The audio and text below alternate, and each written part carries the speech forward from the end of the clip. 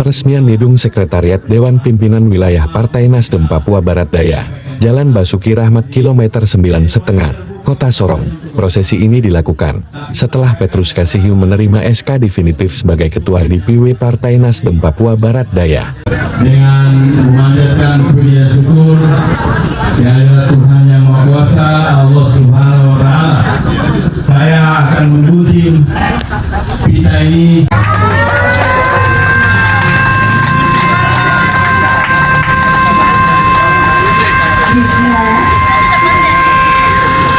Pak Sekretaris sedang buka. Ya, dan kita membuka pintu restorasi.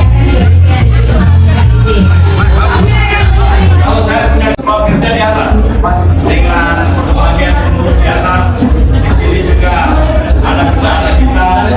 Caleg-caleg nanti suruh cerita di sini Bapak orang. Nanti cantik ini kita mau DPR dua ini. Cantik. Ada tiga Pak Riko, tapi hari ini tidak hadir. Ya, mari kita lanjut ke atas. Ruang rapat pengurus DPW di sebelah. Iya, di sini Ya, pertama-tama saya menyampaikan terima kasih buat Bapak Ketum kami, Bapak Dr.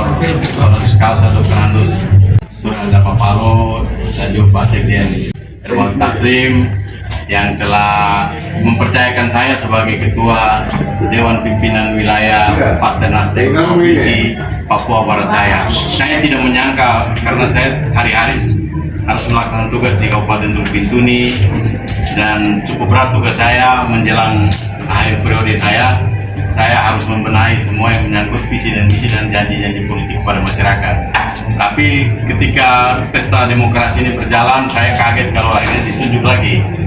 Saya diminta kesiapan, saya bilang apapun juga sebagai kader siap untuk melaksanakan tugas yang berat ini.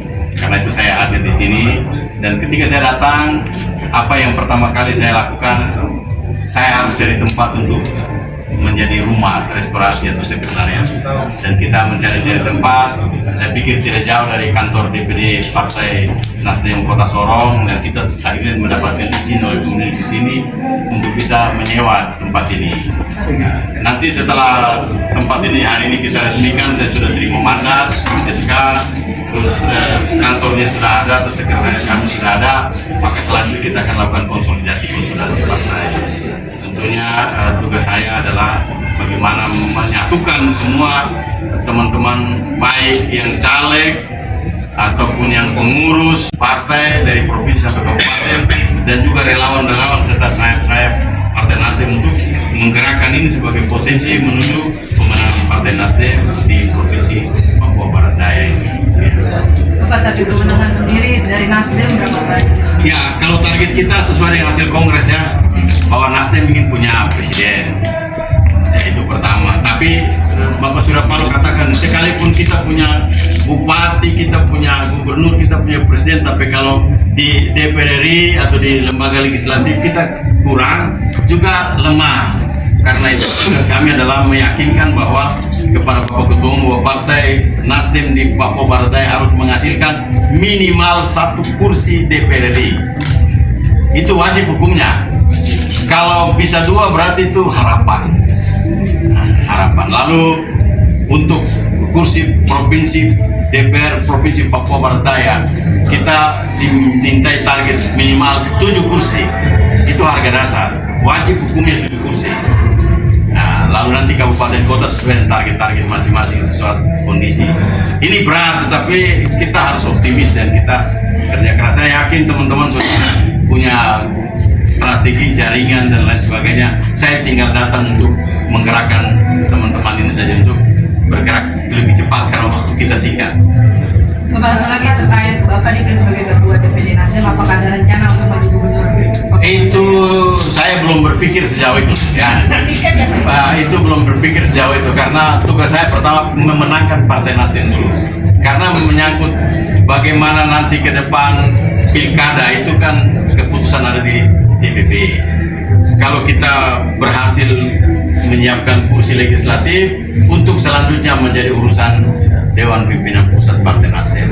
Sebagai orang siap ditempatkan di mana saja di wilayah negara kesatuan Republik Indonesia. Atau ketika mendapat tiket di Pileg 2024 ini, apakah ketiga partai menunjuk Pak Ketua untuk maju siap?